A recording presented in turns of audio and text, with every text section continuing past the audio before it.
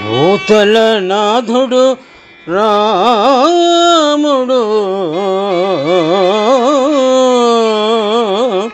ప్రీతుండై పిండియాడన్ పృథుగుణమణి సంగాతన్ భాగ్యోపేతన్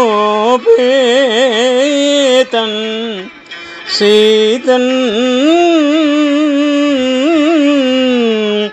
ముఖకాంతి విజిత సితకద్యోతన్నా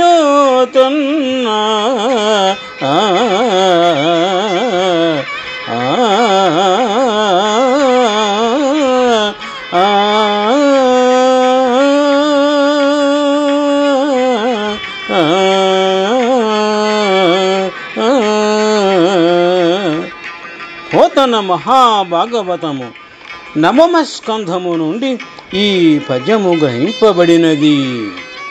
శ్రీరామచరితము అను అధ్యాయము నుండి భక్తి సుధలు వెళ్ళి విరియున్నట్లు పోతనామాచ్యులు మానవాళికి ఎంతో ఆహ్లాదమును కలిగించే రీతిలో పద్యరచనలు చేసినారు. సందర్భము: విశ్వామిత్రుడు శ్రీరామచంద్రుని యాగ సంరక్షణార్థము తీసుకుని వెళ్ళి యాగమును దిగ్విజయముగా చేసిన తదనంతరం జనక మహారాజు పట్టణమునకు తీసుకెళ్ళి ధనుర్భంగము చేయుటకు సీతను కళ్యాణము గావించుటకు తోడ్కొని వెళ్ళినారు. ఆ సందర్భమున లోకనాయకుడైన రాముడు గొప్ప గుణవంతురాలు, అదృష్టవంతురాలు, చంద్రుణ్ణి అతిశయించిన ముఖకాంతి కలదైన సీతను ప్రీతితో పెండాడినారు.